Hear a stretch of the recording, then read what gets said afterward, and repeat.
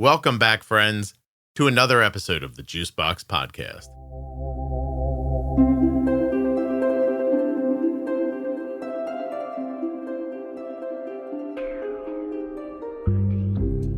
My name is Matt Faust, and I am a 41-year-old type 1 diabetic who just underwent a quadruple bypass open heart surgery, completely unannounced and surprised. So that is what I will be discussing on today's episode. This episode of the Juicebox Podcast is brought to you by my favorite diabetes organization, Touched by Type 1. Please take a moment to learn more about them at touchedbytype1.org on Facebook and Instagram. Touchedbytype1.org. Check out their many programs, their annual conference, awareness campaign, their D-Box program, Dancing for Diabetes. They have a dance program for local kids, a golf night, and so much more. Touchedbytype1.org. You're looking to help, or you want to see people helping people with type 1? You want touchedbytype1.org. Nothing you hear on the Juicebox Podcast should be considered advice, medical or otherwise. Always consult a physician before making any changes to your healthcare plan. I'm having an on-body vibe alert. This episode of the Juicebox Podcast is sponsored by Eversense 365, the only 1-year wear CGM. That's one insertion and one CGM a year. One CGM, 1 year. Not every 10 or 14 days. EversenseCGM.com/juicebox. This episode of the Juicebox Podcast is sponsored by Omnipod 5. Omnipod 5 is a tube-free automated insulin delivery system that's been shown to significantly improve A1C and time in range for people with type 1 diabetes when they've switched from daily injections. Learn more and get started today at omnipod.com/juicebox. At my link, you can get a free starter kit right now. Terms and conditions apply. Eligibility may vary. Full terms and conditions can be found at omnipod.com/juicebox. My name is Matt Faust, and I am a 41-year-old type 1 diabetic who just underwent a quadruple bypass open heart surgery, completely unannounced and surprised. So that is what I will be discussing on today's episode. Awesome. And Matt, for those of you who are longtime listeners, was on episode 405, How We Eat Plant-Based. Oh, Matt, have you been eating plant-based all this time and you had heart surgery? What's going on? So, yeah, I was eating plant-based, when we talked, that was during COVID. And then we had kid number 2, who is now going to be 5. Wow. Goodness gracious. And, I took a little break here and there in between, busy 2 kids. Everybody having a different diet is kind of difficult in the house. But for the most part, we eat plant-based in our house. My 10-year-old does not eat meat. She'll eat like cheeses, things like that. But generally, very healthy eater, very minimal red meat intake. The only red meat, like if I decide to eat it, will be venison, which is a leaner meat because you'll laugh, I'm a hunting vegan. I love to deer hunt on my property. So, Matt, give people context for that, though. Like, how do you become a vegan? I guess at what age? Just so, I don't want to rehash your entire other episode, but just give people like a quick overview. Yeah. So it gradually happened. I gave up red meat for the majority of the time, and then pork. And then I'm like, well, I'll eat fish on occasion. I'll eat, I live in Maryland, so got to eat the blue crabs, maybe once a summer. What makes you think to yourself, like, I'm going to stop eating meat? Is it a social feeling? Is it, something about how you notice with your health or? Yeah, overall health. I just feel cleaner inside, if that makes sense. Okay. Like my body feels like it's doing a better job at what it's supposed to be doing. Okay. When I don't eat meat, I feel like my inflammation is down. the brain fog is kind of gone. Gotcha. It is not out of a PETA animal rights way. Like I said, I am a hunting vegan. Yeah. So I do kill animals. Do you eat the venison because you feel like, oh, I hunted it, I'd like to eat it, or because you are trying to add some meat in periodically?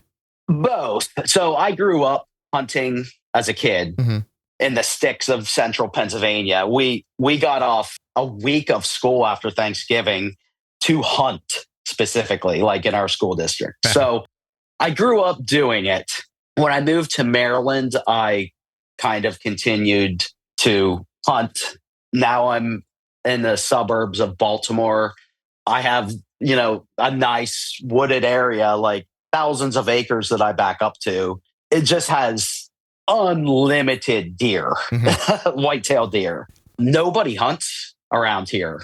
I kind of do my part. You're either going to hit them with your car or I will hunt them is kind of my thought. And it is a very healthy, lean meat. Yeah. Less fat than like beef. Okay. It is delicious, but I have my ritual. Like if I bag a deer during hunting season, you have to gut it. I take the heart out because true schnitzel calls for venison heart. So I make schnitzel the night that I get a deer. That's kind of my thing. Okay. The family does not eat the schnitzel, but I would say out of a year, I may eat meat 3 to 4 times. Okay. If that. And then I donate the deer. The butcher I go to, you can checklist on it, donate, and they just donate it to local food banks, which is, nice. Kind of doing my part. Yeah, that's awesome. Yeah. Remind people how old you were when you were diagnosed. I was 4 years old. So that would have been 1988. Okay. How old are you now? I am 41. 41. Matt, describe to me your level of care as a child, growing up, etc. Like what were A1Cs like through the first 20 years? Yeah. So growing up, I had an amazing doctor. He did everything that he could do in our small town for me. And my sister is also type 1. We did what we could. I remember the first glucometer that we got as a family.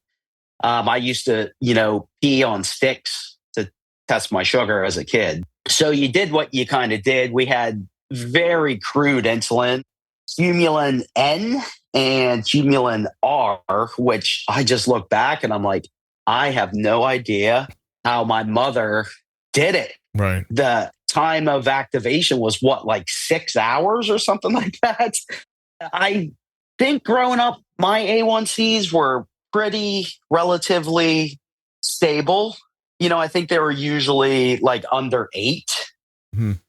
When I moved out, I was in high school, 18 years old. I moved to Baltimore. That's when I got my first endocrinologist. That was kind of unheard of in a small town. Like an endocrinologist, what's that? Yeah. And then I kind of learned the techniques. He's like, every diabetic now is on an insulin pump. You need to be on an insulin pump. And I was doing just, needles and glucometers. Now I'm looping. Thanks to listening to your podcast, Penny Fox, I have not had an A1C under 5.5 in probably 6 years. Good for you, man. Maybe. Hey, do you work with Kenny, or do you mean from listening to him on the podcast, or do you work with him? Just listening, nice. Listening to all the looping in the, what is it? Looping in Fox in the Loop House or whatever the episodes you have of him. Yeah. Kind of learning what to look at. And I mean, it's kind of down to a science now. It's like, I know if I eat this food, what to do. Right. It's rare to get high sugars. Sometimes you can't help it if you're sick. About a 5.5. Yeah, I'm at about a 5.5. My last A1C was the lowest I've ever had it. I had a 4.7, and that was on the blood work previous to going into the hospital, because, they like to do all their labs before you do surgery. And that was 4.7. Right. Jeez. And the surgeon came in who was going to do the heart surgery. And she just goes, wait a second, you're diabetic? Wait, but you have a 4.7. That's not diabetic. And I was like, oh, yeah. And then she's like, well, we're going to have you take Levemir previous to surgery. We'll do an insulin drip during surgery, but I think you probably know more than the people here at the hospital. So we're going to just let you take care of yourself when you're in the hospital. He said, listen, I know this is surprising, but there's a guy named Scott. He's got a podcast. There's a guy named Ken. These dudes online, these ladies, they made this algorithm. It's on my phone. Like, it must sound crazy to people, Yeah, I was explaining what I do to the doctor taking care of me in the hospital, just the internist. He was like, wait, you have a 4.7 A1C? Am I looking at that right? And how do you do that? And I was like, so basically, there's this group of people on the internet that designs this code, and I just really trust them. It's not FDA approved. And I get this patch of software and I download it on my computer. It sounds completely bogus. Oh, of course. No. But he's like, and your endocrinologist is okay with this. And I was like, oh, even better. He had me give a talk to all the endocrinologists at the hospital that he teaches at. So the sugars are just, I'm like non-diabetic, basically. That's awesome.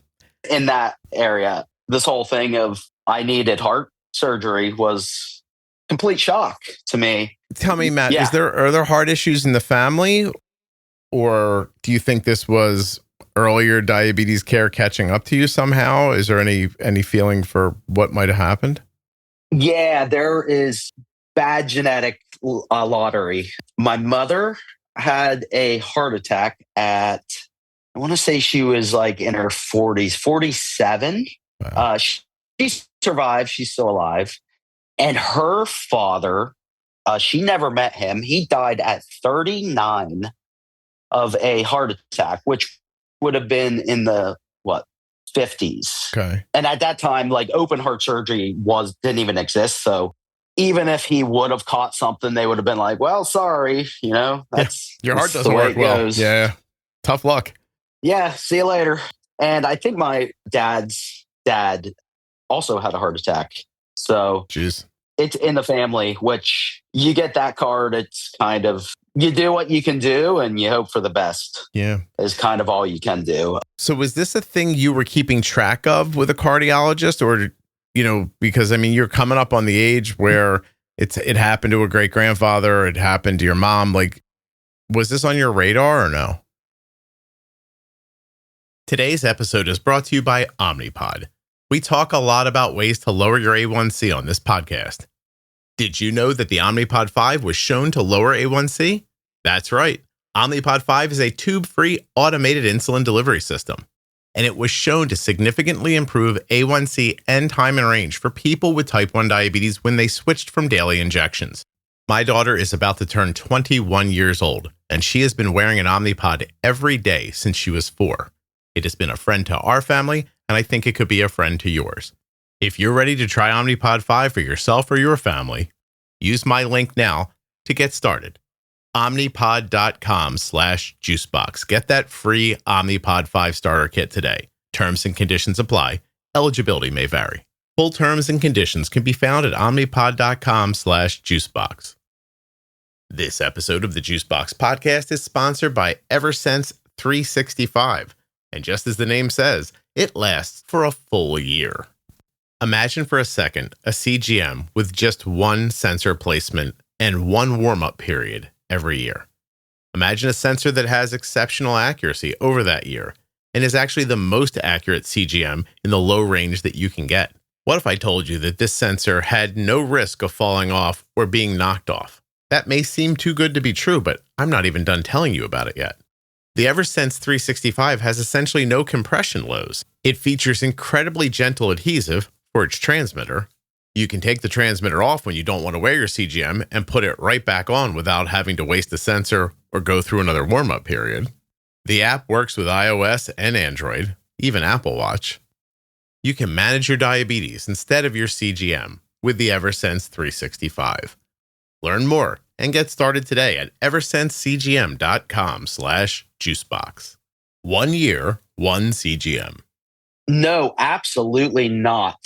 I knew heart issues were in the family. You know, my endocrinologist always tests everything he should, cholesterol, all that stuff. It was always within levels that wasn't like, we got to do something, hit the brakes.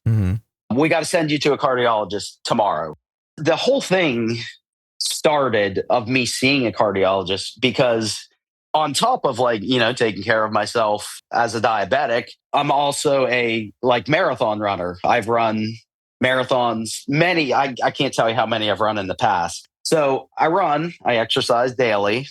And while exercising and running, when my heart rate would get up to like 130s, I would start burping.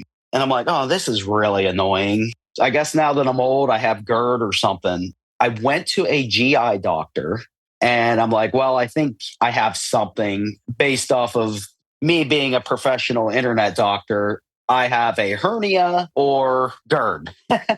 So they did all the tests, stomach scope, that came back completely clear. Everything on their end was like, you're fine. We don't know, you know, why you would be burping while you're exercising. Yeah, burping. Yeah. And it was annoying. So I'm really close with my endocrinologist. We're kind of like friends. And he's like, just to like roll things out, why don't we just send you to a cardiologist? So I made an appointment, and this wasn't even that long ago. Probably now we're going on maybe 6 months ago from today. Made an appointment. They did all the stuff.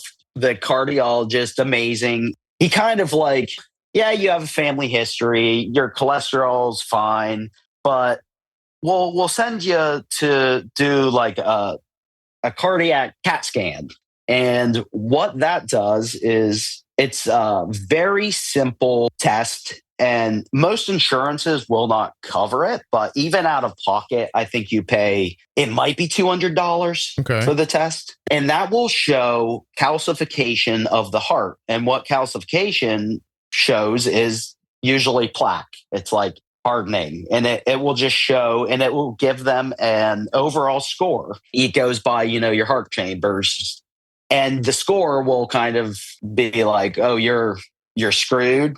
You got to go get heart surgery, or, you know, maybe we should dive into this. Okay. Mine was in the moderate. So it wasn't like alarming, but it definitely made the cardiologist do more testing. So he scheduled a nuclear stress test, which they have you run on a treadmill, and you're hooked up to all these wires that they can read your heart rate and your rhythm. And then they put you in I think it's like a CAT scan area after you run, and they inject, it's something that makes your heart like glow. And it shows like hot and cold spots of your heart, which is, you know, shows blockages, because if it's blocked, it's going to be colder. Area is going to be cold. Okay. Yeah. Yep.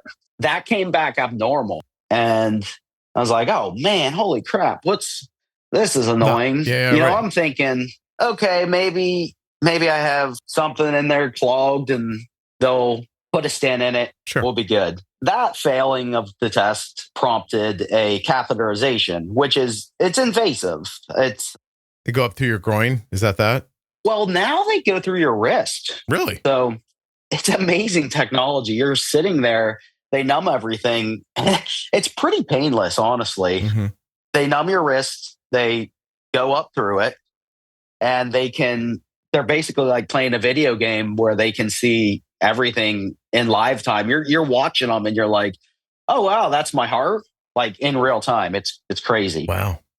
So the first catheterization, I'm like, okay, this adventure, it's going to be over today. Like they'll put a stent in. I'll get back to running without burping. I'll be great. Awesome. It'll be good. Yep. Be happy to have this over. They disappear for a while. Man, what's taking so long?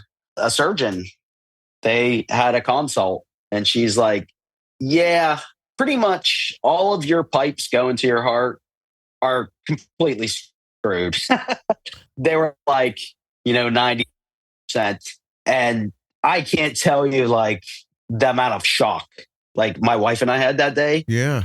Well, you're really young. She's Matt. like, yeah, we're scheduling surgery. Yeah. I was her second youngest heart surgery that she had. Yeah. They were gone so long because they were out looking for an ER to pull you into. Yeah, basically. Yeah. And that's the crazy, scary thing. Like, I'm exercising daily. Right. Like every single day, and come home, I split firewood, I work outside, I mow the lawn, I'm shoveling snow in the wintertime. Right. Like I'm very active and I'm very healthy. Like I'm within my body weight that I'm supposed to be. You look at me and it's like your measurables look this right. guy's getting quadruple. Yeah. Which was just like the biggest shock. I was 40. I came home 2 days before my 41st birthday from the hospital. Yeah, she's like, yeah, we're scheduling.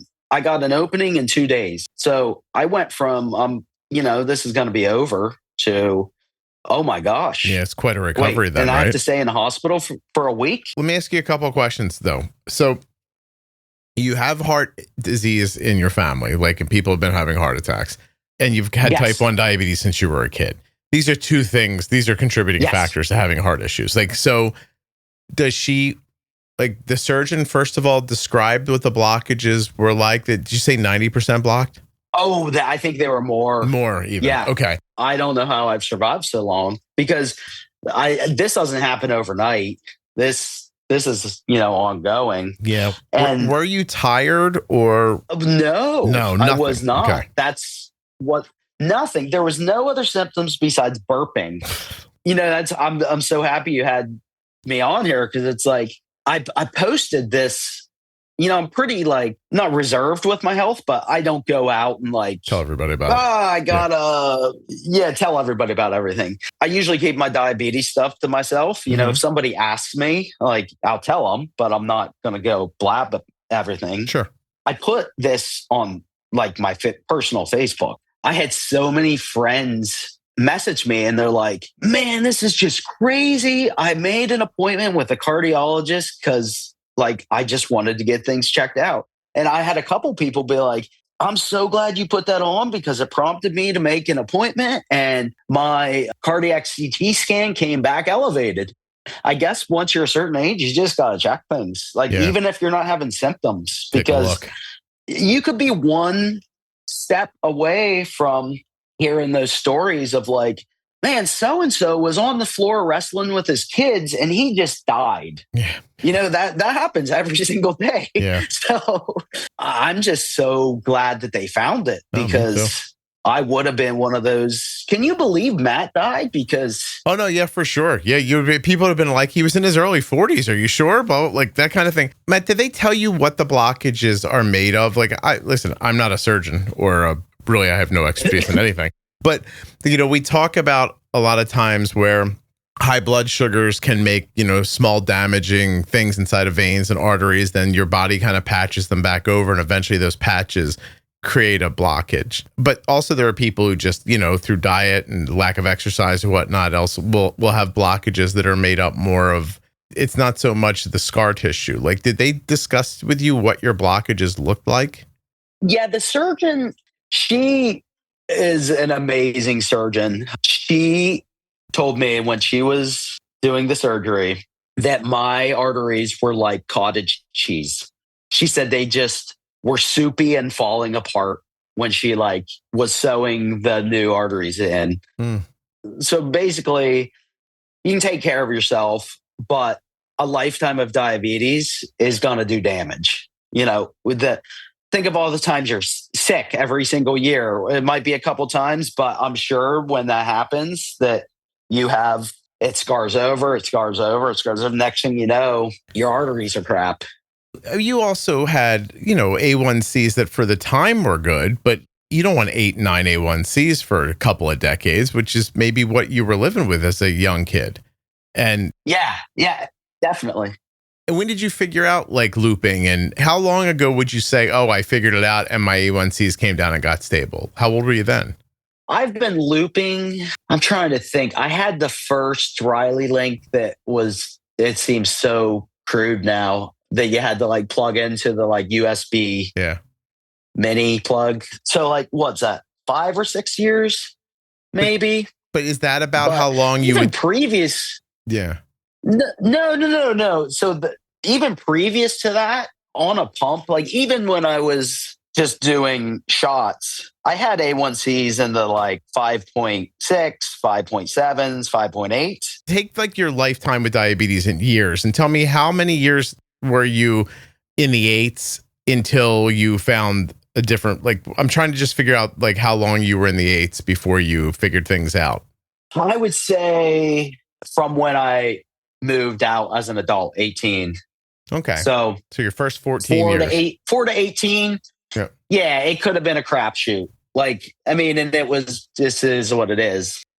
You know, I had maybe 7s, 8s. I can't remember, but it wasn't 5s and 6s. And I want to say too, a 7 and 8's not an insane. I mean, it's not what you want, but it's not an insane, like, yeah, I hear people all the time walking around with 10s, 11s, 12s, like that kind of thing. Yeah. Not perfect, but also not like you weren't trying, not like you weren't putting effort into it. And then maybe I guess that gets coupled with the genetic portion of the heart. There you are. So when she says they're soupy, like they get replaced, like how do they handle, like, you know what I mean? She completely bypass it. So what isn't working, they took my mammary glands, which is in my chest, or not glands, artery. Okay. And split that to the 2 main ones that are like, she said they're the money makers that keep you ticking. And then they use saphenous veins from my leg and did the other arteries with those. The arteries are supposed to be a lot wider and they last like a lifetime. Mm-hmm. But the veins, unfortunately, I think after 10 years, there's like a pretty high risk of needing an intervention, maybe like a stent or something like that. I was going to say, meaning another bypass or but a stent, maybe some way to keep. So they expect those to start getting blocked up in about 10 years. Yeah. And I think what happens is, from my limited knowledge and research, the saphenous veins are not meant for the high pressure of like a heart. I see. They're in your legs, they're in your arms. This is amazing, like what the human body does. So when they get moved and there's higher pressure of blood than they're used to seeing, they re-engineer themselves to like work better. And they thicken. So the walls actually like smooth out and thicken, which causes narrowing when that happens. Oh. Which can reduce blood flow and, maybe cause issues, occlusions, or just the blood's not going through as fast as it should. Yeah, eventually get you back to another problem. But that is magical that they can do that. So basically you're going to have a cardiologist forever now, and there'll need to be other interventions in the future at some point. But how do you describe how you feel now versus how you felt before the bypass? Yeah, that's the crazy thing. I do feel like I feel younger and more vibrant. Mm-hmm. I definitely have more pep in my step. I notice like on my daily hikes or runs, going up a hill, like I just don't feel it anymore at all. I was healthy previous, but I think that was huge in my recovery and everything. But now I'm just like blasting up hills and I'm feeling awesome. But not crazy. Yeah. So I'm like, oh, I guess maybe I was feeling it, but I was healthy enough that I just didn't even notice it. When sometimes you get that like slow drift away from health, you don't notice the decrease, Yeah, definitely. Yeah, you get turned back on like that, and then you're suddenly like, oh, that's the feeling I was accustomed to. Man, and so how long ago was this surgery, and what's the recovery like? My surgery was May 16th. I just fully recovered. They say full recovery is 12 weeks. They cut you open like a clam. Mm-hmm. They saw through your sternum and like your ribs, spread you, and then they do the surgery. And then they basically weld you back shut. They put these like little butterfly screws and clamps around it and then stitch you back up. Honestly, the worst part was probably like the broken bone part, which wasn't even that bad because modern technology, they use nerve blocks in the surgery, which I think wear off when you're recovering. So like they last basically the full time it takes to heal. When I was 19, I was in a mountain biking accident. I broke my collarbone and shoulder. That was probably 10 times worse of a recovery than my open heart surgery, which is completely crazy to me. Yeah. That is crazy. Yeah, it's just nuts. Now this is me. I know other people probably have it different, but the day after surgery, I was in the hospital and I was so bored. And they make you get up and walk to prevent blood clots. Right. And I was so bored in the hospital.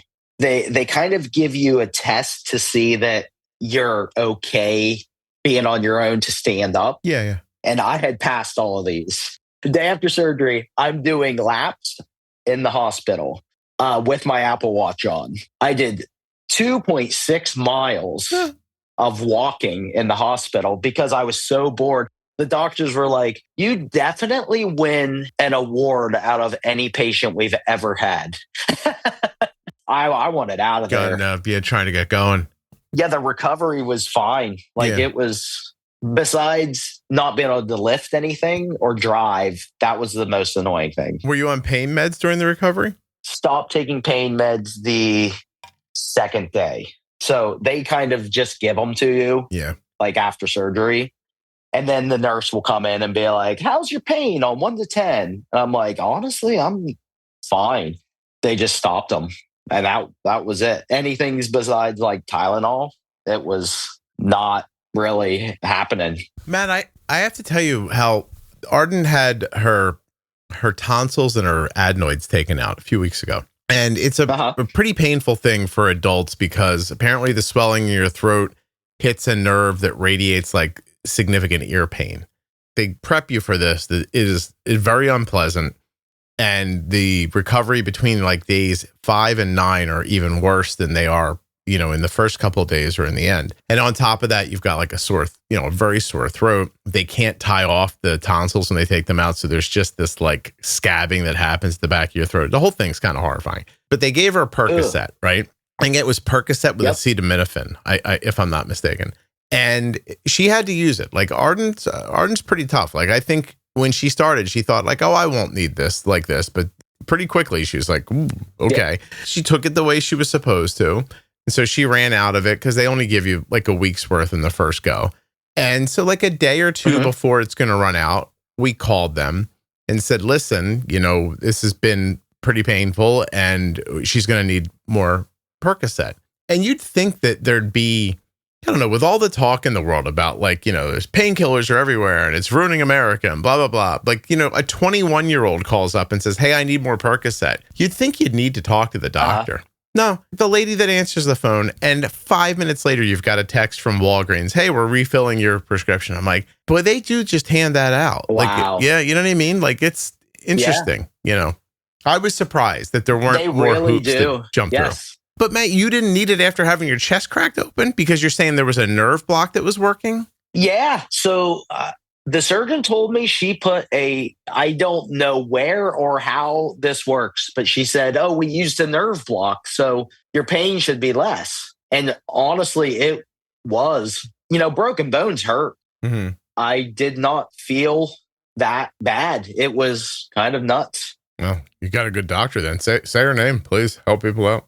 Dr. Harrison was her name. She is absolutely amazing. Like in my doctor's visits and follow-ups and stuff, anytime that a doctor or like somebody at like the cardiac rehab place would hear that she was a woman surgeon, they were like kind of shocked. Really?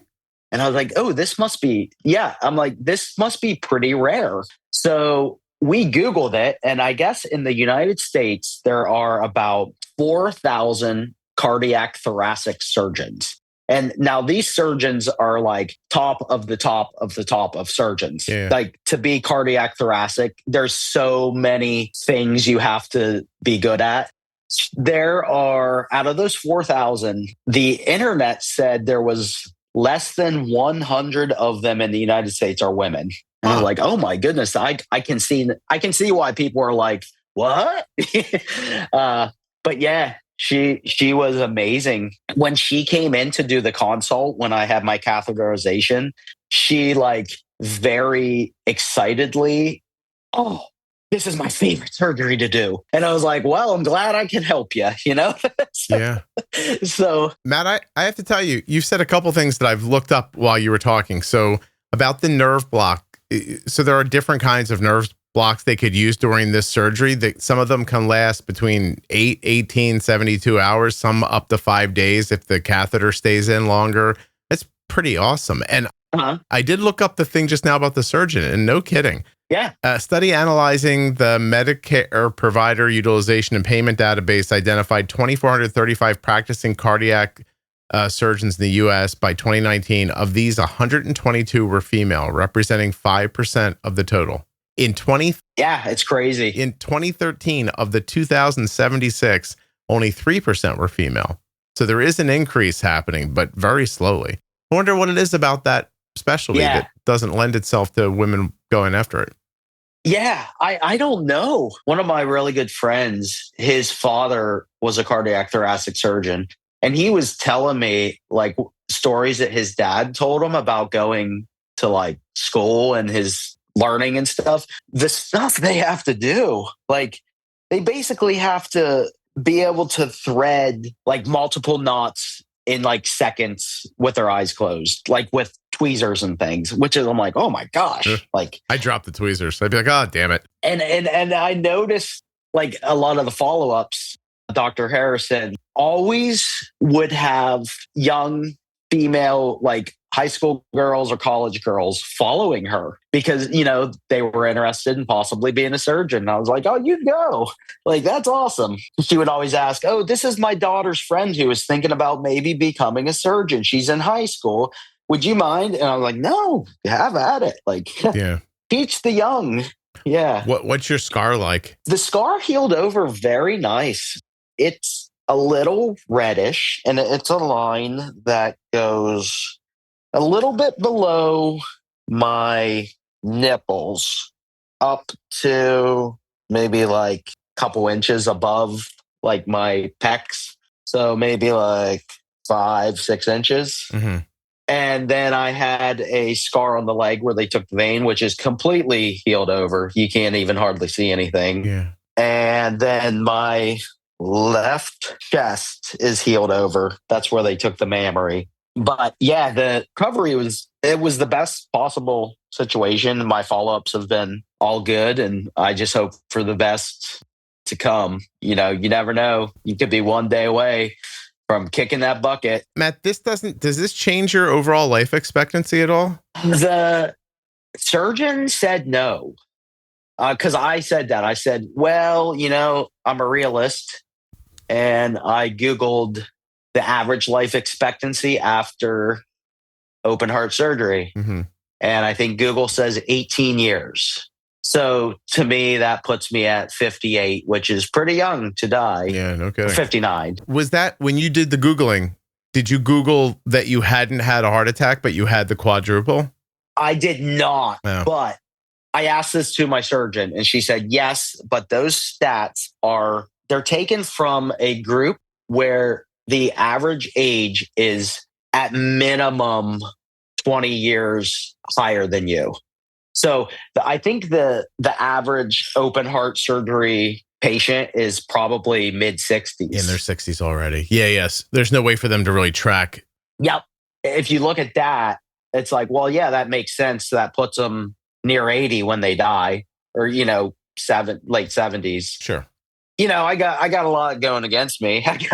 I got a diabetes since I was a young child and a history, but now I will be seeing a cardiologist at minimum once a year. They will be running all the tests that they do.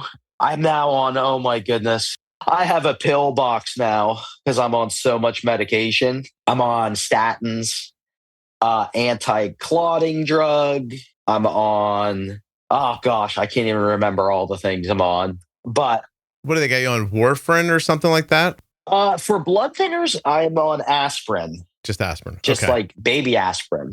Yeah, but the other stuff I think is to prevent clotting. And then I was on a beta blocker, which makes your heart pump lower. I think the main objective of that is to give your heart rest for recovery, like after the surgery. Okay.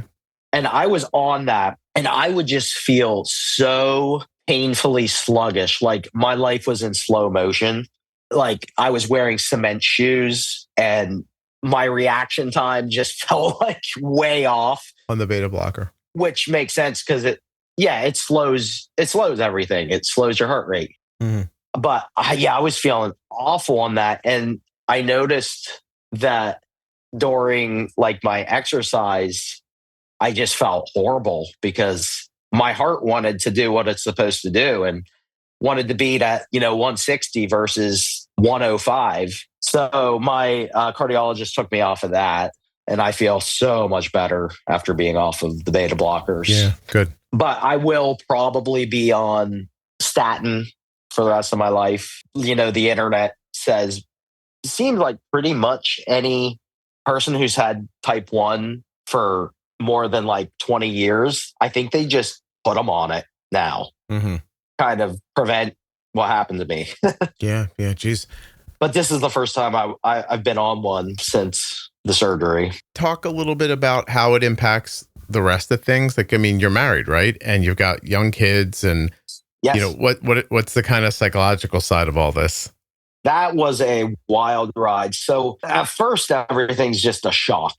My wife and I, it didn't even hit us. Like, even after the surgery, it's like, wait, what just happened? Yeah, quick. I remember the morning of the surgery. I think my surgery was scheduled at like 8, but they had you report at like 6 a.m. to like prep you. Right. I remember going in and hugging both of my kids because I'm like, I might not see them again. The surgery has a... Sorry. No. Take your time, Matt. Seriously. It's got like a 1 to 3% survive. The rate of death is like 1 to 3%, which is pretty high. I mean, it's not high, but it's like... Well, when it's high, it's when it's you. This could happen. Yeah. When it's you having the surgery, that seems like a pretty big number. Yeah, and I'm like, so if you line 100 people up, which is not many people, 3 of them might die during this surgery. Yeah. That's a lot more than like, you look at the statistics for like dying in a car wreck. Well, also you're sitting there at that point too, thinking like, this is, happened to other people in my family. I have had type 1 diabetes for 40 years. Like, maybe I'm skewing a little closer to those 3 people than I am to the 97. Yeah, exactly. Yeah. Like, I was previously healthy, but it's like, well, I got the diabetes and my stuff's so clogged that, anything could happen. I could throw a clot to my brain, whatever. It could all go downhill quick. Yeah, surgery is not simple. And being put under, is dangerous. So, I mean, I completely understand going to your kids and being like, hey, I'm not trying to bum you out, Matt, but they're so young. 10 years from now, if you pass away in that surgery, they're not even going to half remember you. You know what I mean? Like, that's the thing you got to like stand in real time. Yeah. Think about that. Yep. Yeah, exactly. Yeah. But that was that morning. And I was like, man, this is really hitting me now. Yeah. Which one of these scumbags is going to hit on my wife? You know what I mean? Like, of your butt. Yep. Yeah, if your buddies, you're like, which one of these guys I know is like going to wait like a year and a half and then like, like, hey, you need help with something? You're like, dirtbags. Yeah. Yeah, exactly. But my wife was amazing through all of it. My mom came down, watched the kids while my wife stayed with me every single day in the hospital. for, the amount of time that she could during visiting hours. I got out, and then my wife just like, she had her like, okay, I was strong for the kids. And then she just like, she had like a week of like, holy shit, Yeah. She was just emotional and crying because it like, you have a release eventually. You're like, everything just kind of lets go. Right. Yeah, I remember I was really emotional in the hospital, and I was like, I just think about like our kids, like, what am I putting them through right now? And she's like, well, the one's 4. She's such a dangling. She's not going to remember any of this. And I was like, you're right. And so it's all good. I know, I'm telling you. And then I have a 10. You're 10-year-old too, right? And then go ahead. I'm sorry. Yeah, I have a 10-year-old. I think she's still young enough. She didn't really grasp the seriousness of the situation at the time. The day my surgery was scheduled, I work for a professional baseball team, the Washington Nationals, and I'm their barista. So we get like free tickets anytime we want to the games. The Nationals were playing the Orioles, which is big because it's like 2 local teams. They were coming up to Camden Yards. We had the VIP tickets, like that you get to go on the field because I work for them, and we were going to get to meet all the players. I was like, I had to come home from the catheterization and be like, I'm sorry, honey, but we can't go to the game. And she immediately was like, oh, what? And I was like, because I'm going to be on an operating table getting split open like a clam while they reroute my arteries. Yeah. And like, I think all she thinks about is like, of course she loves me, but she's still 10. And she's like, oh man, she completely understood it though. We were not going to that game that night after the surgery. Listen, the saddest thing you said so far is that you work for the Nationals, who have been really terrible this year. And that must be sad. Oh, bless them. Yeah, they're all great guys, and they're doing the best they can. Yeah, it's a little bit rough. Matt, what do you do for the team? I'm their barista. So, like, do you rove? I do. Yeah. Yeah. That's so cool. Yeah. Go ahead. Tell me about it. Tell me, please. Yep. Only just work for the Nationals. Like I work for the Nationals, but any game that they have that's early, usually like the 1 or 3 o'clock games, they like to be caffeinated because let me tell you, baseball players, they get paid a lot.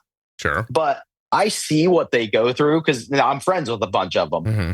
If they have a 1 o'clock game, they usually start reporting at 7 a.m. for these games. And they're studying the next team's whatever they study. I guess they're like pitches, their percentages, stuff like that. Yeah.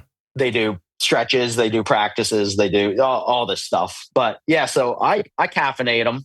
I also have people that work for me. So a lot of times the visiting teams were in the like Major League Baseball vendor network. So if they're traveling through Camden Yards or Nationals Park, they can choose to hire my company to bring an espresso bar and caffeinate them. So a lot of times I'll have one of my baristas doing the visiting locker room. Like 2 weeks ago, we did the Milwaukee Brewers at the same time that I did the Nationals. So I'm just basically making coffee for baseball players is what my job is.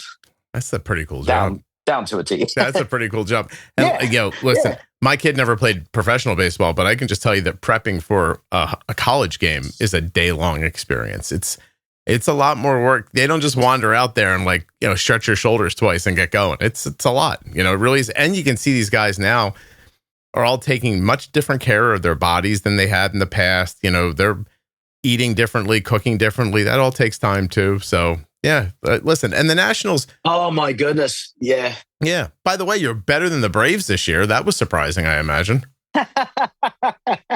Yep. Yeah. And that is crazy. That is just crazy to me how that happened. It really is. Well, listen, I love baseball. It's so cool that you get to. Are you even there for the games, or are you just there earlier in the day? How does that work with your time there? Usually I'm just there earlier. I can go to pretty much any game I want to. I just got to tell the manager that deals with that, hey, can you put me on the list? And he'll put me on so every major league park has a friends and family section that they will not sell public tickets to. Okay. And that section is for friends and family or like anybody that's on the list. All he's got to do is put me on the list and then I can go sit. It's usually always like behind home plate up and over to the first base side. But the thing is, it's like, well, I got there early. I was working all day and now I have to wait 2 hours and then sit through a long baseball game. So usually I don't. If they're anywhere I want to see them, I can also go to the games. So like if they're in Camden Yards, we go and I can bring family, friends, whatever. Pretty good perks of the job, I guess. That sounds like a great job to me, actually. That's awesome. I would like you to teach me how to make coffee so I can show up and do that. It'd be seriously great. And were you able to It's definitely fun. Yeah. I'm going to finish up with you by asking this, like how long were you out of work and how quickly were you able to get back? And do you notice any deficits at this point after the procedure? I could not lift anything over, I think it was 8 pounds for the first 6 weeks. And then after 6 weeks, I had a follow-up. And I think at that point, your bone is healed enough that you're kind of good to go. You just kind of have to be careful. So when I went to the appointment with the surgeon, she was like, yeah, just listen to your body. Like, you don't really have any lifting restrictions anymore. But if something feels like you shouldn't do it, listen to your body. Mm-hmm. Well, I took that as, okay, this week I'm going to run 26 miles and I'm going to split 4 cords of firewood. Yeah. And that was the worst decision I could have made because I think that set me back weeks in my like overall recovery. Right. Because like I said, last week was my official like 12 weeks, but I think I definitely was set back because of that. I just felt like garbage for like 2 to 3 weeks after that.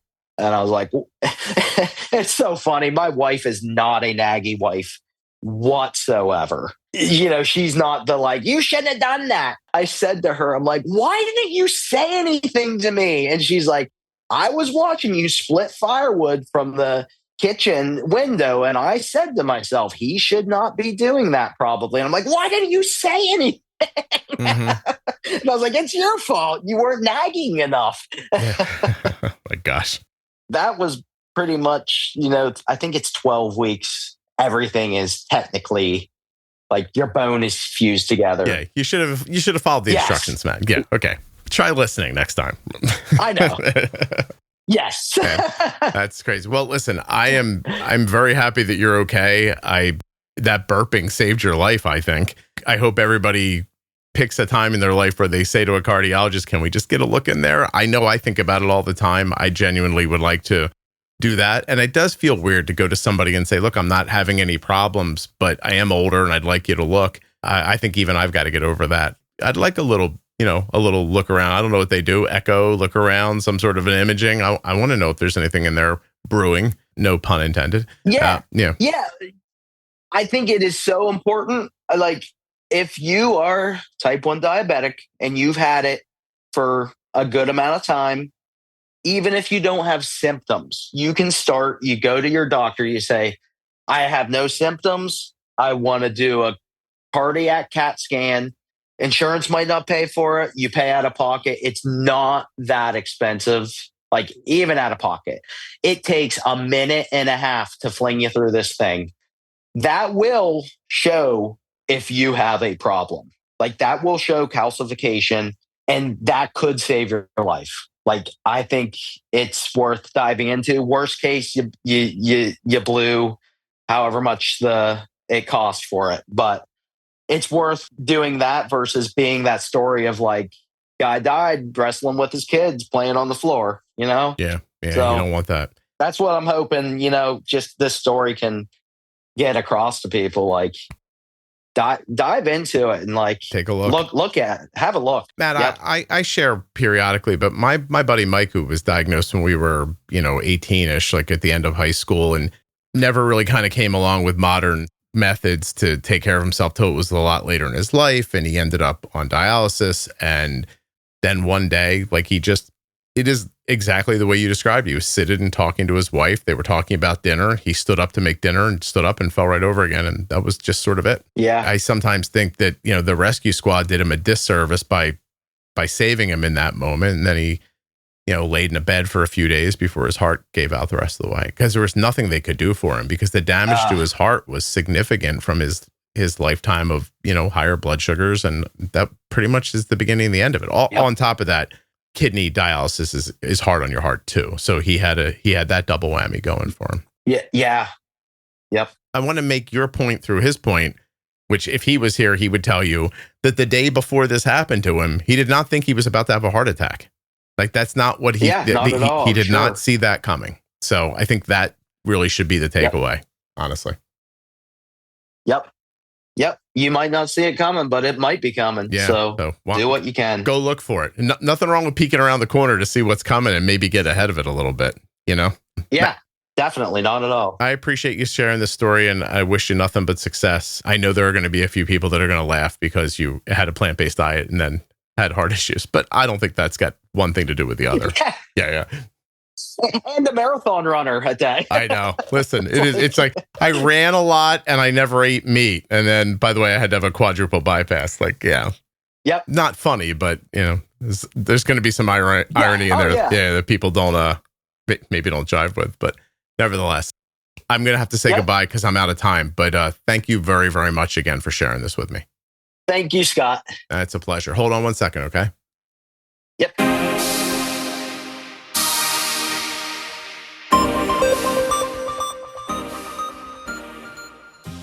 Touched by Type 1 sponsored this episode of the Juicebox Podcast. Check them out at touchedbytype1.org on Instagram and Facebook. Give them a follow. Go check out what they're doing. They are helping people with type 1 diabetes in ways you just can't imagine. This episode of the Juicebox Podcast is sponsored by Omnipod 5. Omnipod 5 is a tube-free automated insulin delivery system that's been shown to significantly improve A1C and time in range for people with type 1 diabetes when they've switched from daily injections. Learn more and get started today at omnipod.com/juicebox. At my link, you can get a free starter kit right now. Terms and conditions apply. Eligibility may vary. Full terms and conditions can be found at omnipod.com/juicebox. Are you tired of getting a rash from your CGM adhesive? Give the Eversense 365 a try. Eversensecgm.com/juicebox. Beautiful silicone that they use. It changes every day, keeps it fresh. Not only that, you only have to change the sensor once a year. So, that's better. Thank you so much for listening. I'll be back very soon with another episode of the Juicebox Podcast. If you're not already subscribed or following the podcast in your favorite audio app like Spotify or Apple Podcasts, please do that now. Seriously, just to hit follow or subscribe will really help the show. If you go a little further in Apple Podcasts and set it up so that it downloads all new episodes, I'll be your best friend. And if you leave a 5-star review, I'll probably send you a Christmas card. Would you like a Christmas card? If you're looking for community around type 1 diabetes, check out the Juicebox Podcast private Facebook group, Juicebox Podcast, Type 1 Diabetes. But everybody is welcome. Type 1, Type 2, gestational, loved ones, it doesn't matter to me. If you're impacted by diabetes and you're looking for support, comfort, or community, check out Juicebox Podcast, Type 1 Diabetes on Facebook. When I created the Defining Diabetes series, I pictured a dictionary in my mind to help you understand key terms that shape type 1 diabetes management. Along with Jenny Smith, who of course is an experienced diabetes educator, we break down concepts like basal, time in range, insulin on board, and much more. This series must have 70 short episodes in it. We have to take the jargon out of the jargon so that you can focus on what really matters, living confidently and staying healthy. You can't do these things if you don't know what they mean. Go get your diabetes defined. Juiceboxpodcast.com, go up in the menu and click on series. I am here to tell you about Juice Cruise 2026. We will be departing from Miami on June 21st, 2026 for a 7-night trip going to the Caribbean. That's right, we're going to leave Miami and then stop at Coco Cay in the Bahamas After that, it's on to St. Kitts, St. Thomas, and a beautiful cruise through the Virgin Islands. The first Juice Cruise was awesome. The second one's going to be bigger, better, and bolder.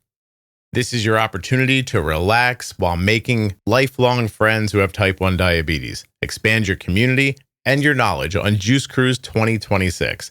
Learn more right now at juiceboxpodcast.com/juicecruise. At that link, you'll also find photographs from the first cruise. The episode you just heard was professionally edited by Wrong Way Recording. WrongWayRecording.com.